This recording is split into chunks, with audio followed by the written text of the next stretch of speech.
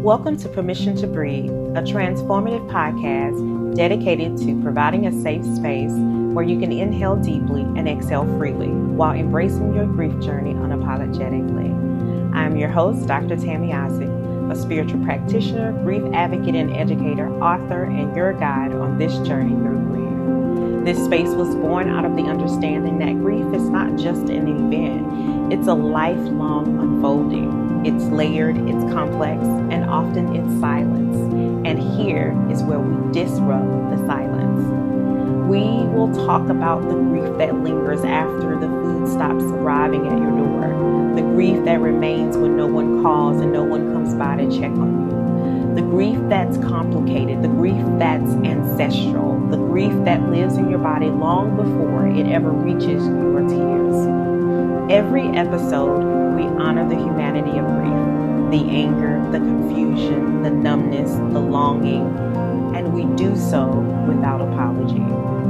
Whether you're navigating fresh loss, unspoken sorrow, or the weight of a world that just won't pause, this podcast invites you to sit down, breathe deeply, and give yourself the permission you've been waiting for, to grieve, to feel, to breathe. Let's begin. Today's episode is sponsored by Let the Church Grieve by Dr. Tammy Isaac, a compelling book that explores the often overlooked subject of grief within spiritual communities. Dr. Isaac combines personal antidotes with theological insights, providing a compassionate framework for understanding and addressing grief collectively. This book emphasizes the need for spiritual leaders to create safe spaces for mourning and guides congregations through the grieving process with faith and empathy. It's a must-read for anyone looking to support those experiencing grief within their spiritual communities.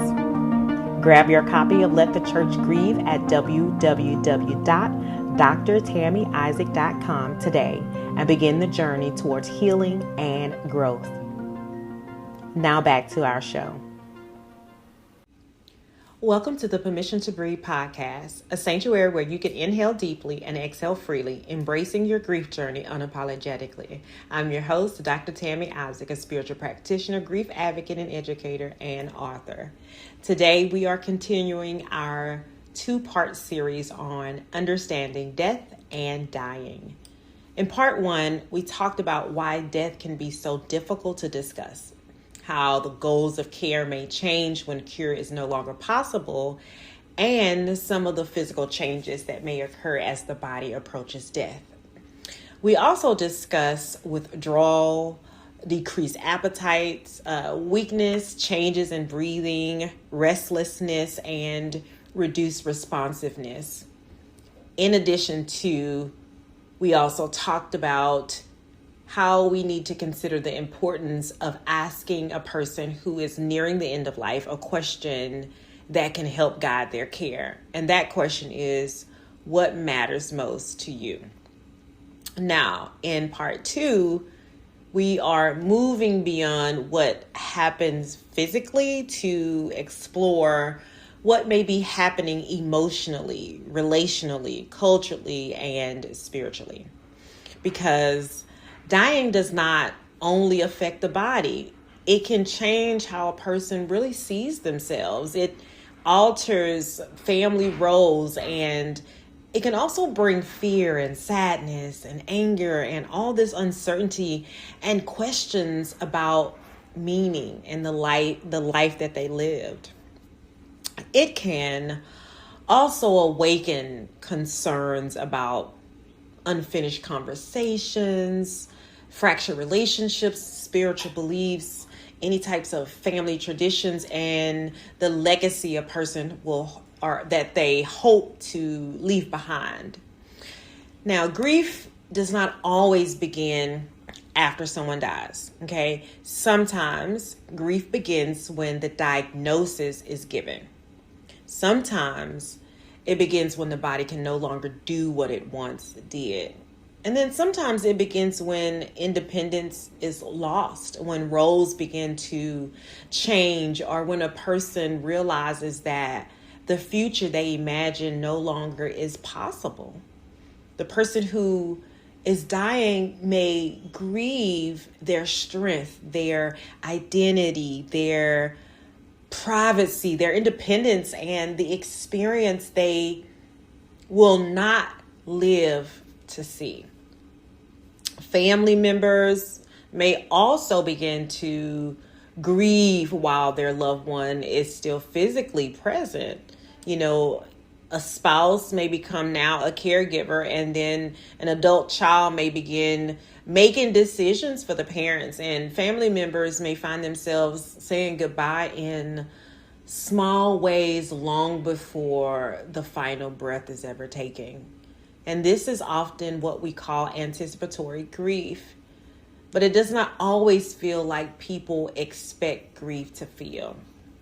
It may appear as frustration, it can look like exhaustion, or it may even sound like anger. It can also be expressed through silence, avoidance, maybe some overprotectiveness, or the need to keep searching for like one more treatment, one more antidote. And sometimes grief is also present in the very effort to pretend that grief has not begun, right? So you see this quite often in grieving people who try so hard to pretend that they're not grieving, but they actually are. And so in this episode, we're going to talk about these emotional changes without trying to place people into a type of fixed set of stages, right? We will begin to explore how culture and spirituality influence the way people understand death, how they express grief, how family is involved, how they honor the body and make decisions about the care that is being received. We will also discuss dignity and meaningful activity at the end of life. What does it mean to live meaningfully when a person can no longer work, travel, or care for others, or complete daily activities independently? What does dignity look like is another question when someone must depend on others for their most basic needs, right? How can healthcare professionals, caregivers, and families support the person without reducing them to a diagnosis or a list or a body that is declining, right? And what does it mean to create opportunities for memory, connection, reconciliation, and legacy before death actually occurs? These questions matter, and they matter because end of life care is not only about managing symptoms, but it's also about seeing the whole person, right? Seeing their history, their relationships, their beliefs, their cultures, their fears, their hopes, and the meaning they have made for their life. So as we begin part 2, I want you to reflect on this question. When you think about the end of life, what would help you continue to feel like yourself, right? Think about that. Here's some other questions I want you to just kind of ponder on. Would it be having certain people near you, right? So this is all about like when we consider the end of our life. Would it be prayer and music and scripture, or would you like silence, or would you like your family around? Would you be able to make your own decisions? Would it be knowing that your family understood your wishes? Would it be having the opportunity to say what still needs to be said? These are not only questions like for the person that's dying. Like these are questions that we need to sit with and really consider, because they are questions for all of us. Because the way we care for someone at the end of life should reflect not only what is happening to their body, but also who they have been, who they are, and what continues to matter to them in that moment. Okay?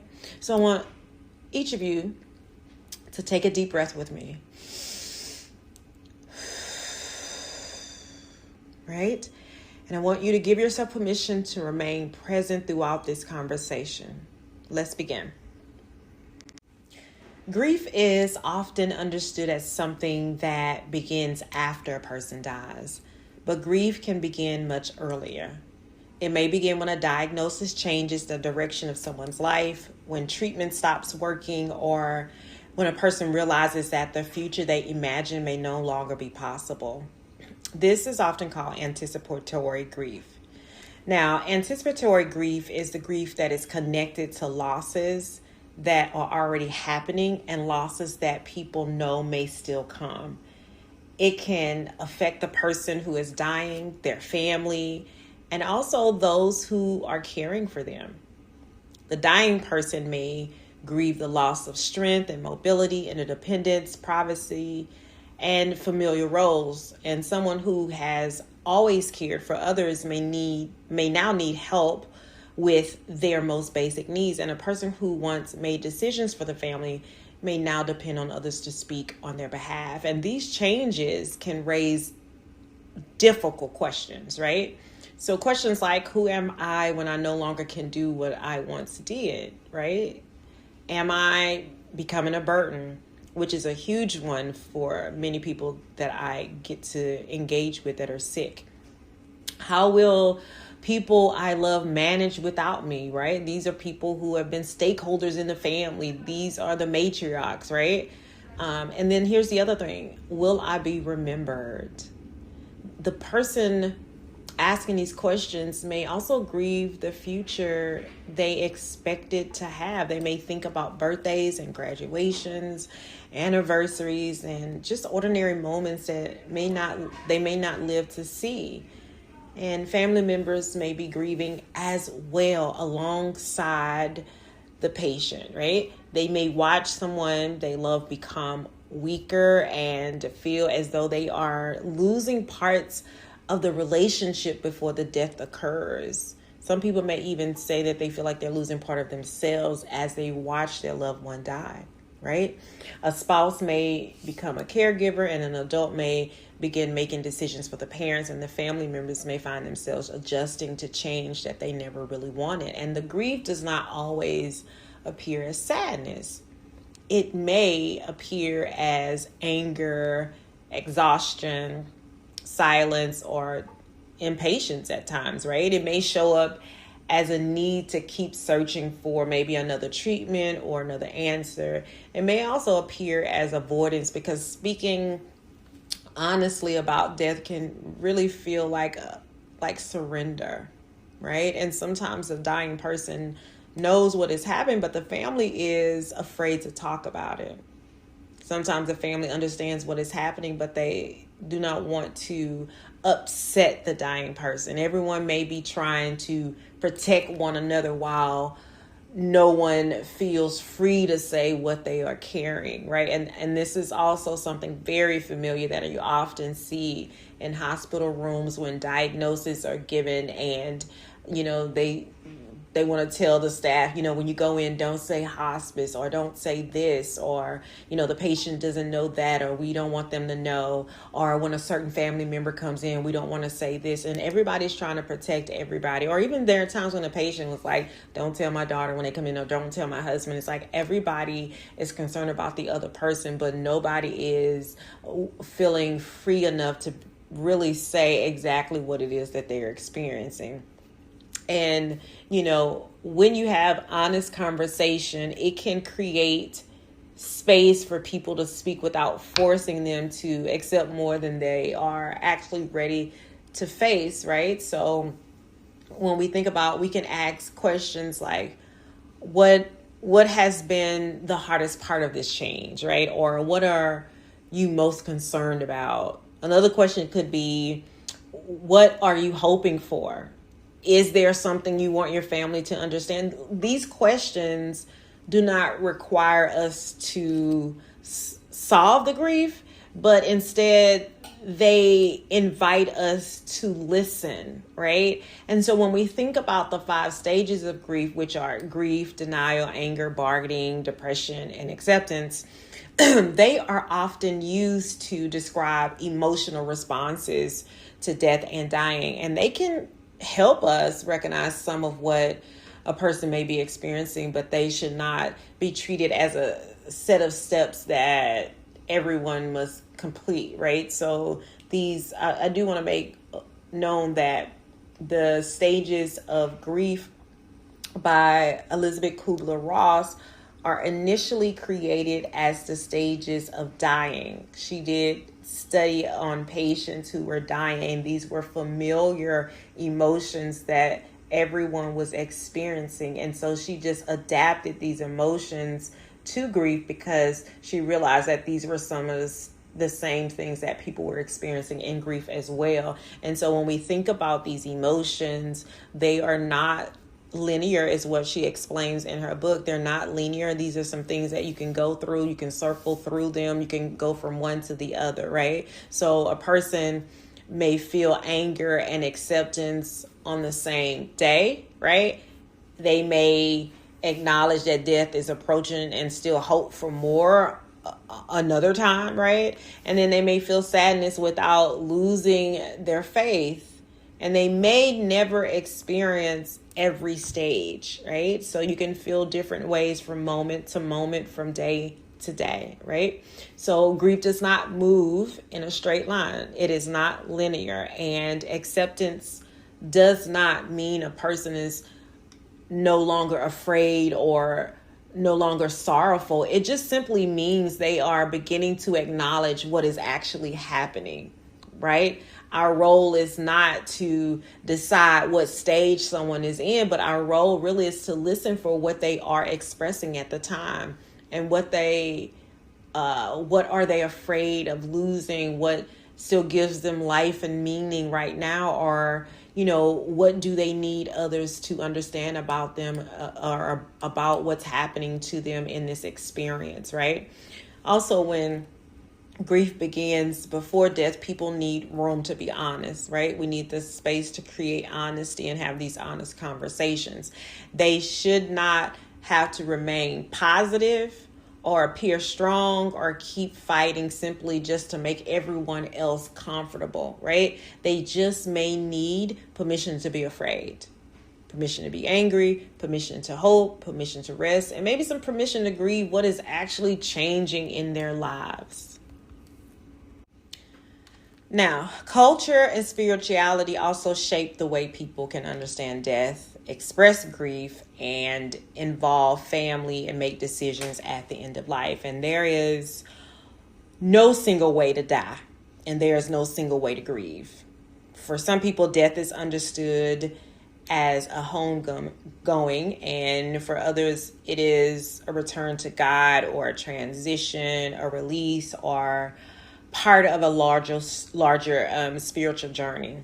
Some families find comfort in prayer and scripture, music, candles, rituals, or the presence of a spiritual leader, while others may not identify with a religious tradition, but they may still find meaning through relationships, memory, legacy, nature, or the values that have guided their lives, right? So these beliefs matter because they influence what a person considers respectful care. They may shape who should be present. They may affect how decisions are made. And they may guide what happens to the body before and after the death, right? They may also influence the use of prayer, touch, silence, music, sacred objects, or particular rituals. And also consider this, they may also shape the language that people use. Some families may speak openly about dying, while others may avoid the direct language because they believe it could create fear, maybe remove hope, or show some type of disrespect.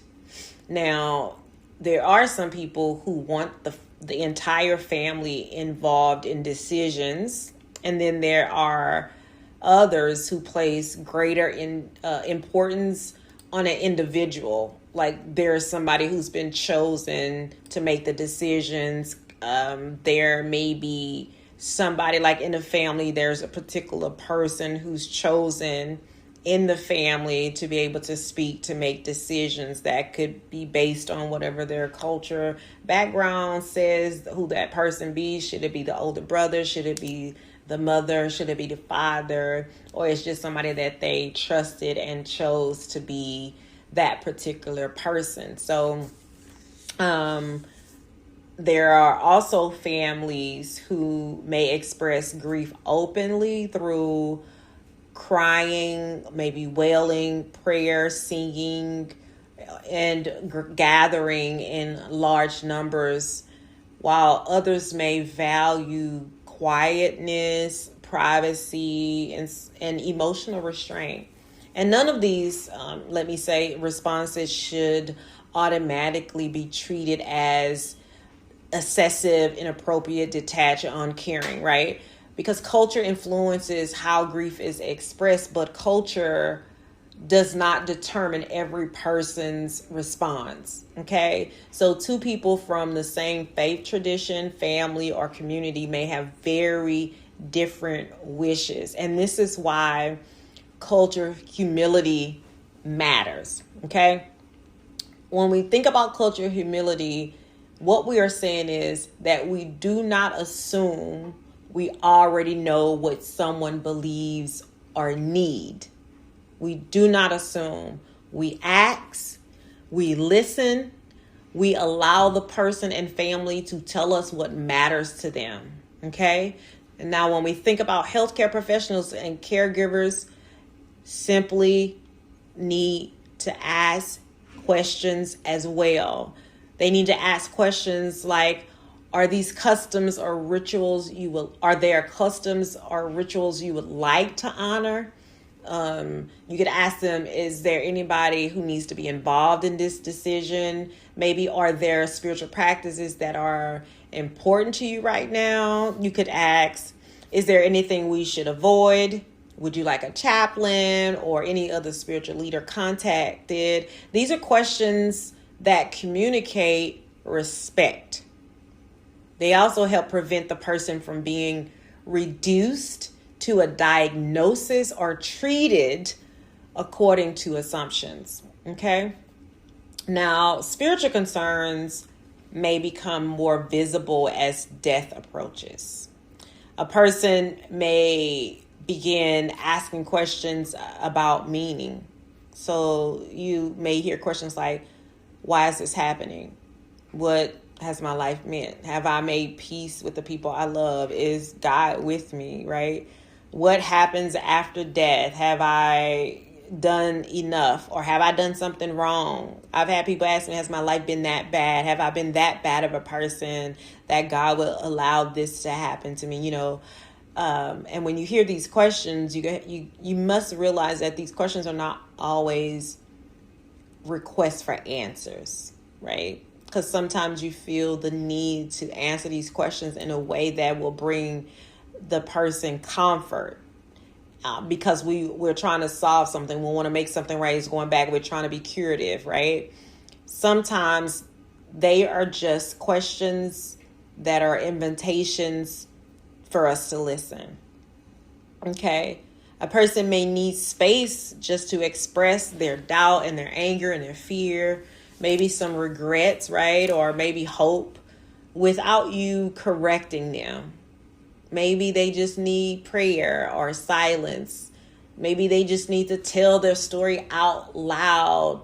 And I believe this, right? Because so many times if you realize, like, working in a hospital, you go in a room and people who are in the hospital, who are the patient, are sharing their story of their health narrative over and over again. And you might think, oh, you get tired of saying it. But I've been with people who I have seen share like what's happening with them with the doctor, then turn around and share the same story with the nurse. Then I come in as a chaplain. They share it with me. They'll share it with the social worker. it's almost as they're needing to get it out, needing it to be heard, needing somebody to acknowledge and validate this is what is happening. They're needing to express this experience that they're happening. They just need to tell the story. They just need someone who will listen enough to the point where they feel heard.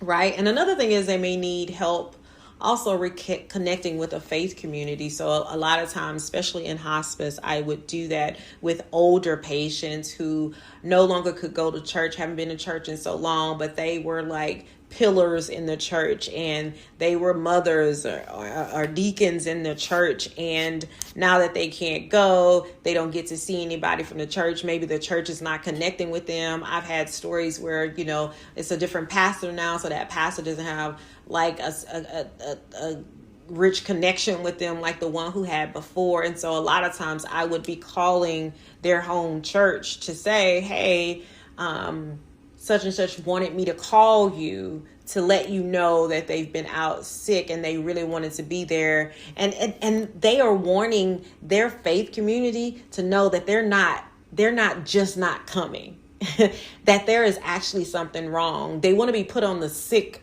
list, right? The prayer list, right? So a lot of times they're wanting to be reconnected with a faith community or simply with faith itself, right? So even if they don't have anybody to pull back to, they maybe are trying to get you to help connect them with their faith. They may also just need reassurance that questions do not mean their faith has been failed, right? So they just need some reassurance, right? There are times when we have questions and we have a little doubt about some things, but it doesn't mean that my faith has failed. It just means that I'm a bit curious about what's happening right now because this doesn't look like what I thought it would, right? So it's important to understand that for a lot of people, spiritual care is the foundation of who they are and their life.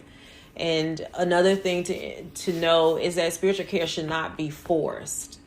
Spiritual care should be supported. So I often share that I am present to support patients in a way that I help undergird what they already believe, right? So I am not forcing any type of spiritual care, but if there is a need for it in that moment, I'm there to provide it, right? So spiritual care should be offered in a way that respects the person's beliefs, including the choice not to participate in particular religious practices, okay? Here's another thing to think about. A caregiver may have strong personal beliefs about death and suffering, healing, or what they think should happen next. And those beliefs may provide strength, but they also should not be imposed on the dying person. The goal is not to make the person understand death the way that we understand it. The goal is not to understand how they make meaning of what is happening. And this also requires us to pay attention to family dynamics, okay? There may be disagreements about treatment, prayer, burial, visitation, or who should be allowed in the room. One family member may believe that speaking about death shows a lack of faith, and another may want a direct conversation about what is happening. One person may continue praying for a cure, and another may be praying for comfort and for release. These differences do not always mean that one person has more faith than the other, because we tend to like to believe that. But they reflect different ways of coping with fear, with grief, and with the uncertainty, right? So respectful care will create a room for those differences while continuing to center the wishes of the person who is dying. Okay. So as we provide this respectful care, it brings the room to center which is the point, the patient.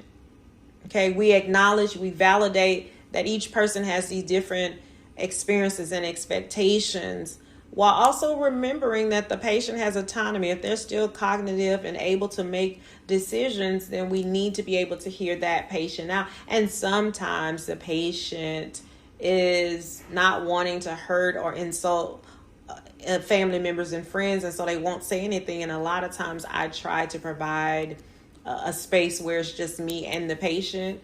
Sometimes I come when no one's there, or sometimes I will ask the patient if everyone could leave the room so that we can talk candidly about what they are experiencing, what they feel, so that we can know what the true plan of care or goals of care looks like, versus hearing everybody else's concerns or doubts and questions, which can bring a lot of confusion for the patient, because they don't want to hurt anybody, but they also are trying to do what they think is best for them at the time.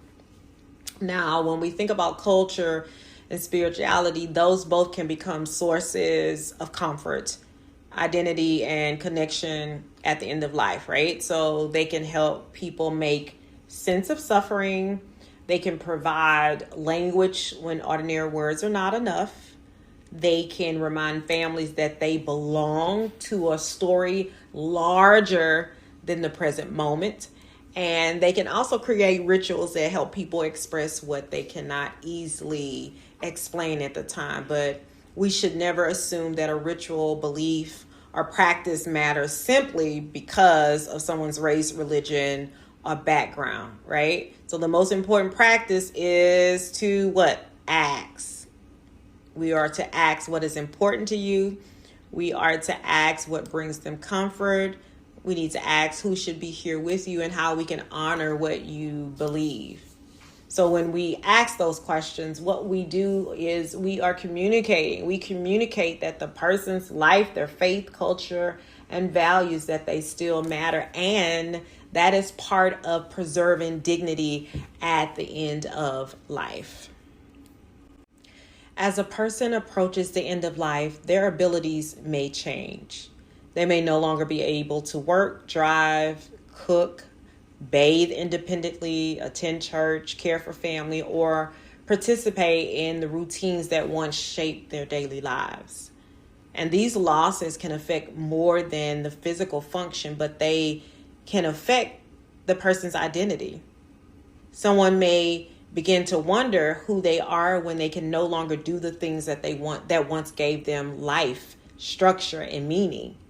This is where dignity becomes especially important. You see, dignity is not lost because the body becomes weak. It is not lost because someone needs help eating or dressing, bathing, or moving. It is not even lost because the person can no longer speak clearly or make decisions as quickly as they once did. You see, dignity is preserved. It is preserved when the person continues to be seen, heard, respected, and included. And one way we preserve dignity is by asking rather than assuming. Again, here's the questions. Do you want help? Would you like to try this on now or later? Who would you like in the room? Would you prefer quiet, music, prayer, or conversation?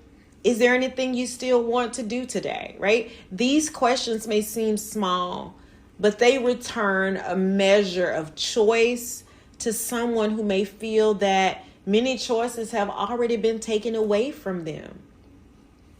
Meaningful activity, right, also changes near the end of life. In many healthcare settings, activity is connected to progress, right? So the goal may be to increase strength, to improve mobility, regain independence, or maybe complete a task more efficiently. But when a person is dying, meaningful activity may need to be understood very differently. It may no longer be about improvement. It may be about connection. A meaningful activity may be listening to a favorite song or looking through maybe photos, holding a grandchild, maybe watching a familiar television program, praying with family, or feeling the sun through the window, maybe writing a letter or recording a message, or even maybe just allowing them to choose what they're going to wear for the day. Helping decide how the room should feel is including them in meaningful activities. These activities may seem or appear simple, but they can help a person remain connected to their story and sense of self. This is especially relevant as we think about, occupational therapy. As I did the lecture with them a couple of weeks ago. So we talked about how operational or occupational therapists help people participate in activities that give life meaning. And at the end of life, that work may become less focused on restoration and more focused on adaptation. Okay, so the question changes from how can we help this person return to their previous level of function to how can we help this person participate in what matters within the ability that they have today. And that may mean changing the environment or reducing the amount of effort that an activity may require, and supporting the person physically, or breaking an activity into smaller parts so that they are able to complete it. Another way is maybe recognizing that the person no longer wants to participate and allowing rest to become the appropriate goal for the day. Now, this shift requires us to stop measuring the person only by what they can produce or what they can accomplish, right? So a person's value does not decrease as their ability decreases. That's important, right? They do not become less worthy because they can no longer contribute in the ways that they once did. They are still a parent, they're still a spouse, still a sibling, a friend, teacher, co-worker. They're still a member of their faith community. They still carry memories, and they still have preferences, and they still have relationships that matter. So it is important for us to remember that. And healthcare professionals and family members can all help protect the identity of the person by speaking to the person rather than only speaking about them. Okay? We can include them in decisions for as long as possible. We can call them by their name, the name that they prefer, right? We can explain what we are doing before we touch or move them. We can protect privacy during personal care. We can notice signs of fatigue and stop when they have had enough, right? And we can remember that saying no is also a form of communication. Okay. When a person says, I do not want therapy today, the response should not automatically be to persuade or pursue them, right? Or pressure them. It may be important just to ask, are you in pain? Are you afraid? Are you exhausted? Would another time be better? Is there another activity that matters more? It's important. Their refusal may not mean that they have stopped caring about life. It may just simply mean that they are choosing how to use the limited energy that they have right now. So when we think about dignity at the end of life, it is not created through just one grand act. It is protected through ordinary moments, the way we enter the room, the way we speak to them, the way we listen, the way we respond when the person is tired, the way we honor what they can still choose, and the way we continue to see the whole person even as the body changes. As people approach the end of life, they may begin to think more intentionally about their life, what their life has meant, and what they want to leave behind. And legacy is often understood as something large and important, right? We may think of accomplishments, awards, property, published work, financial inheritance, but legacy can also be found in ordinary things. It can be found in a story someone tells, a recipe that they remembered, a lesson they want their children to carry, maybe a prayer that they have prayed for years or a phrase they often use.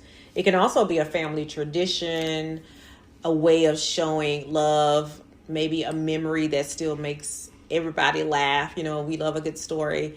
And legacy is not only about what a person leaves, right? It is also about how their life continues to be carried forward by others. Now, near the end of life, some people may want the opportunity to reflect on their story. They may want to talk about where they came from, what they survived, and what they valued, what they regret and what they are simply proud of. They also may want someone to know who they were before illness entered the room. And I experience this so often with people because they want people to know I have not always been like this. I've not always been in this state. I was doing some great things. I was doing some extraordinary things. And this kind of reflection is sometimes called life review. It does not have to be formal, right? It may happen through conversation, which often mine is through conversation, photographs, music, letters, recordings, memory books. A person may want to write a letter to a child or grandchild, maybe do voice recordings, maybe explain a meaning behind a particular photograph, right? Sometimes we would, when we used to take pictures and print them out, we would write on the back the age, the date, and sometimes what was actually going on for memory, right? A lot of times older people do want to share advice for the future. They want to offer a blessing. Sometimes people want to say thank you for your support and thank you for what you've done for them in their life. And most often there are times when people want to apologize and ask for forgiveness or offer forgiveness, right? And these moments can create connection. They can also help a person feel that their life is being seen as a whole rather than only through the lens of the illness that they are now facing. Not everyone, though, will want to create a legacy project. Some people may not even have the energy to do it. Some may prefer just to stay quiet or find meaning simply in being with the people that they love that are present at the moment. So legacy work should never become just another task the dying person is expected to complete, right? It should be offered but not imposed. And the question is not, what can we make for the family? The question should be, is there anything you would like to say, preserve, share, or pass on to your family? And sometimes the answer may be a letter or a song or a prayer or some type of final conversation. And sometimes the answer is just no. And that choice should always, always, always be respected, okay? And here's the other thing. Legacy and meaning are very much closely connected. So as death approaches, people may ask whether their life mattered. They may wonder whether they made a difference. And they may think about the mistakes they made, right? The relationships they lost and the things they never completed. This is where regret kind of comes in. And then there are caregivers and family members, chaplains and healthcare professionals who cannot rewrite somebody's life, okay? But what we can help create is space for honest reflection, okay? So we can listen without rushing to make the story sound better than it is. That's important because we always want to fix it and make it better. But sometimes it can't be better, but it can be said out loud and it can be heard, okay? Also, we can acknowledge regret without allowing regret to erase everything, okay? I have this thing about regret, and I don't know if I even should say it, but I feel like regret is regret. Regret is to be experienced and felt. When we ask people, and I used to ask people this, but I always ponder, like, do you have any regrets? And they'd be like, no. But in my mind, I'm like, you do have regrets, right? We all have regrets. Regrets are things that we have done that we wish we hadn't, but you can also learn from them, and they make you better as you move forward. Okay. But also, if you don't have that regret until it's the end of life, then regrets are to be lived with. That's just my opinion. Okay, I'm going to come off that horse. Okay, regrets are regrets. They do what they do, and you're going to experience them the way they are. Sometimes you have time to change them, and sometimes you don't. Okay. Also, we can remind the person of the ways they have influenced others. We can talk about some of the positive things. We can allow them to reflect on those. So there needs to be a balance. You allow them to talk about the things that they know that they have regrets about, but also there are some things that we know that can be positive for them in their life. And here's another thing. We can invite their family members to share what they received from that person's life. So those are one of the things I often do with dying patients when there's family and they're all gathered. I'm like, make sure everybody has some time to spend with the patient, especially when they were at home and people were coming by, and everybody wants to be in the room with the patient. But, schedule a moment where you guys can take turns coming in and out to be able to spend some time with the patient so that you guys can share what needs to be shared, what needs to be said at that moment, right? And some of the things that could be said, right? A simple statement could just be something so powerful and meaningful to say, because sometimes you're like, what do I say? What do I do? You can just have these wonderful legacy conversations, or you could just say, hey, you taught me how to keep going. You made our home feel safe. Thank you. I remember how you showed up for me. You gave me yada, yada, yada. I'm grateful for the life that we shared.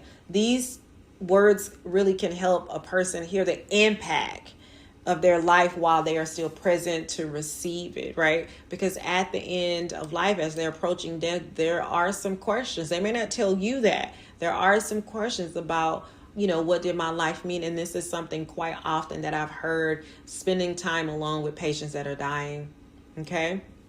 And then legacy work can also support the family. Okay, so after a death, a recording, a letter, a photo or prayer or something that may become a point of connection. But even when there is no physical keepsake, the conversation itself may remain, right? So a final blessing that they may have given you, maybe the truth was finally spoken, that can remain. An apology or forgiveness, right? That remains. How about just the silence, the time that you spent in silence, right? For those that honor silent spaces, right? Meaning does not require like a perfect ending, right? There's no perfect ending. That's not a way that things should be, right? Because not every relationship will be repaired. We just have to be honest with that. Not every question will be honest, right? And not every person will reach a place of peace, but there can still be room for honesty, connection, and remembrance. And at the end of life, legacy is not about proving that a life was important. Hey, if you don't remember anything else, legacy is not about proving that a life was important. Okay? Every life already carries meaning. Every life already carries meaning. Legacy work simply gives a person the opportunity to name, to share, and pass forward what matters to them. As we close part 2 of this conversation, let us take a moment to remember what we have covered. We began with grief before death and the recognition that grief may start long before the final breath. The person who is dying may grieve changes in the body, independence, identity, relationships, and the future they expected. Then family members may also begin grieving as roles change and loss becomes more visible. Now, when we consider the role of culture and spirituality, death is not understood or experienced in the same way by every person or family. Beliefs, customs, rituals, family involvement, prayer, silence, and spiritual practices may all shape what respectful care looks like. And this is why we should ask rather than assume. We also talked about dignity and meaningful activity. As ability changes, dignity remains. A person's value is not measured by how much they can do. Meaning may be found in a familiar song, a prayer, a conversation, photograph, or a quiet moment, or the freedom just to choose how they want to spend their remaining energy. And finally, we reflected on legacy and meaning. Legacy is not limited to possessions or accomplishments. It may be found in stories, lessons, blessings, memories, and traditions. Maybe forgiveness in the way a person's life continues in our own lives. Together, these themes remind us that end-of-life care is about more than the body. It is about caring for the whole person and honoring who they are, what they believe, who they love, and what still matters to them. So I leave you with these questions. What would help you feel like yourself at the end of life? What would you want your family and care team to understand? And what conversations might be important to begin now? Thank you so much for joining me for this 2-part series on understanding death and dying. This has been the Permission to Breathe podcast, a sanctuary where you can inhale deeply and exhale freely, embracing your grief journey unapologetically. I am Dr. Tammy Isaac, and as always, you have permission to breathe. Thank you so much for joining me today on the Permission to Breathe podcast. I want to invite you to sit with it just a little bit longer. Notice what came up, notice what feels heavy and what feels clear, and know that there's no rush to resolve any of it. You can also read the companion blog to this episode found on my website at www.drtammyisaac.com along with the show notes. If this conversation was helpful, you are welcome to share it with someone who may need it or leave a review so others can find their way here. And join me next Monday for a new episode of the Permission to Breathe podcast. And as always, take care of yourself gently. And until next time, give yourself permission to breathe.